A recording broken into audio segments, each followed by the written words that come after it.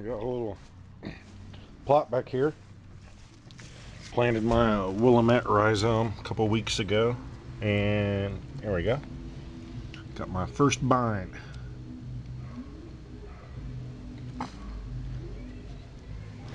It's about,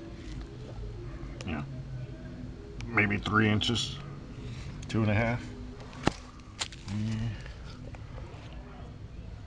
Oh, here's number 2 coming out right there. So yeah, it's only been in the ground about 2 weeks. Already got hot binds coming up, so ought to be good. So yeah, all my activity's pretty much stopped. Talking to the video. 68. Pretty much done. There's nothing going on in there. Smells nice and lemony. And then when I pulled that in there, I also put pulled this gallon off, well, almost gallon, that I had extra in the boil kettle, and I pulled it on into this, but I didn't pitch anything in it. Took about 4 or 5 days, and now it's like you can't really, you might be able to see, it's fermenting away now. It's bubbling up. There's no pellicle on it. There's no, it doesn't really have a nasty smell to it or anything, so we'll see how that turns out. Little farmhouse. It's my other 2. It's my the first saison I brewed, and my Jolly Pumpkin dregs. You see that cottage cheese in the bottom of that sucker. Need to transfer this one over into secondary. It's, I don't know if you can see it in there. It's just starting to get some growth on top of it, and from what I've read, the air, the headspace in here, or the amount of oxygen you have, is going to help with that pellicle, or hinder that pellicle from forming. That's like the saisons I did. See if I can get that from the other side.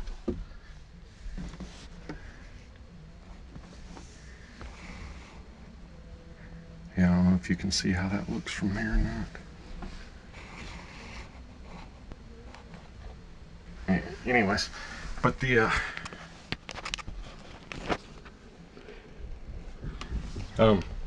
but once I transferred this one into secondary, I did get a pellicle.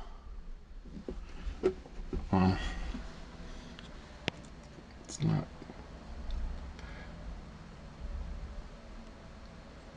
It's white and ropey looking.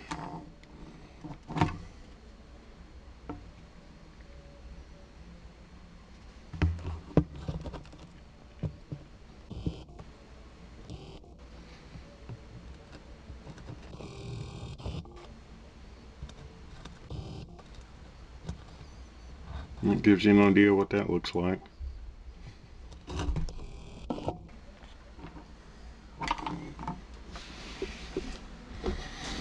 But yeah, I haven't tried that either. We'll see how those turn. Hey guys, what's up? Happy Homebrew Wednesday, everybody. So thought I'd do a couple of Hokie Yeast. I plan on doing a big tasting with some of the reviewer guys here from town, Snobby Beer and the Beer Fag, Max and Gus. Just waiting to get a good time for everybody to get together. We're doing a tasting Saturday in prep. A bunch of guys around here going up to Dark Lord Days together and finalizing plans and whatnot. So maybe this weekend.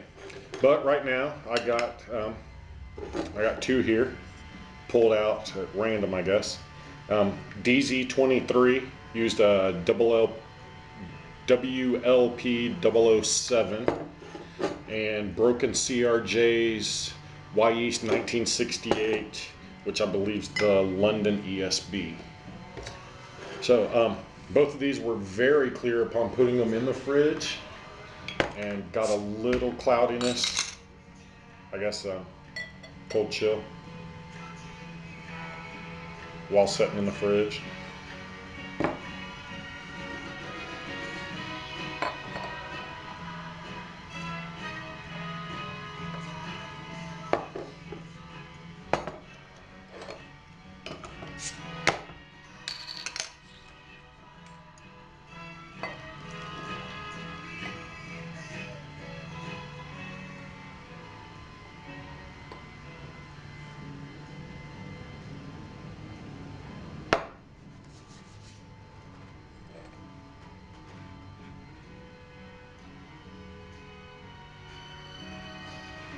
Yeah, there's the bubbles on this one, on Deezy's, the bubbles are a little bigger. They tend to dissipate a little faster, and these are a lot smaller.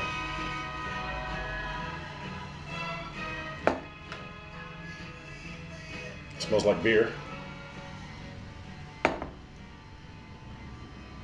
Yeah, not much on the esters. Well, that one's a lot more bready. Was that the London ESB? Yeah, this is a little bit more esters, a little bit more breadiness in that one.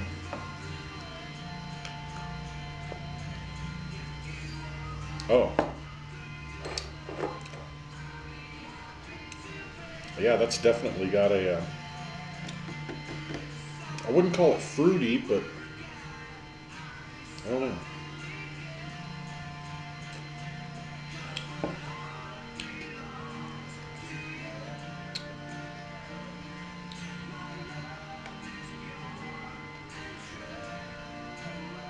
I'm not sure. There's a thinness in the middle of it. I'm not sure what the taste is. Anyways.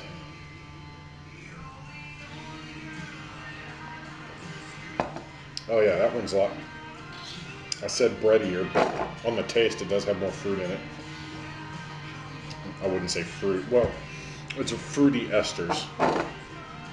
It's not that you could pick out a fruit.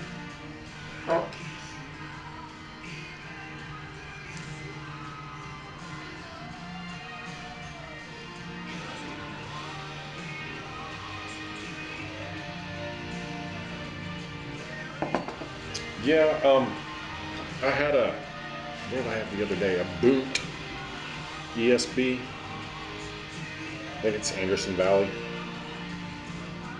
And it had more of this flavor to it. Yeah, see this one, the head's pretty much gone out of it. There is some lacing. It sticks to the side of the glass pretty good. Or legs on it. But usually this one's a lot better. So, a lot more lacing on the glass. And the head wants to stick around. But I'm drinking more of this one. It's more smooth.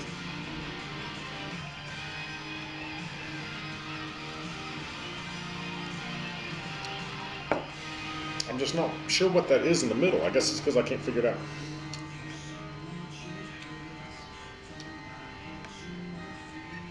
It's like a Belgian with the thinness and the light fruity in the background.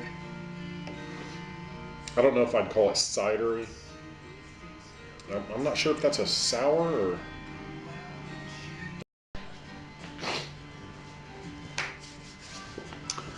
Sorry about that. Something went funny with my camera. Anyways, yeah, back to where I was.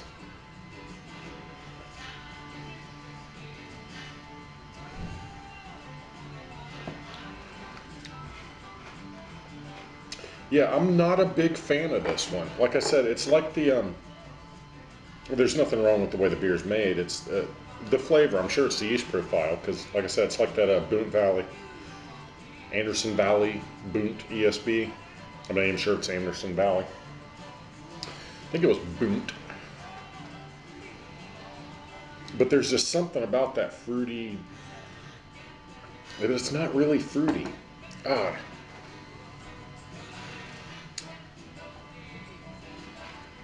I don't know how to describe it. I'm not a big fan of it though.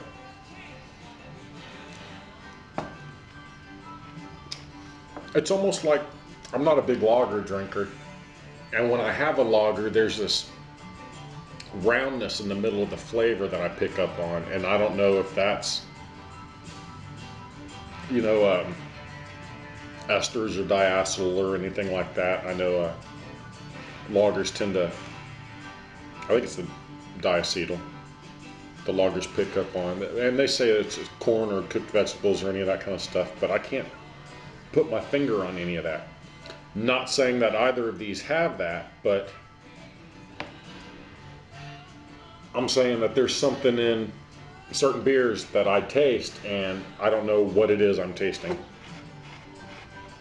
But this has that same roundness in the flavor. The nose really follows it. But there's just something about it. I don't know what it is. Doesn't really strike my fancy.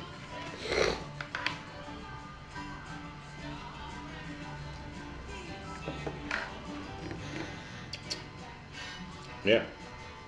So, I don't know what to compare them to yet. I know I really like my ESB. I like this one more than this one, but it's not really a contest. I mean, got 18 of them to go through, and I'm sure some of them I'm going to like, some of them I'm not. But there's little things about each I'll probably like. But as for since we're all using the same recipe, it's got to be procedure. But you know, the head retention, the lacing, everything on this one is a lot better than what it is on this one. It falls off. But this one has more legs. I don't know if you can see how that sticks to the side of that glass. Not sure what the alcohol percentage is.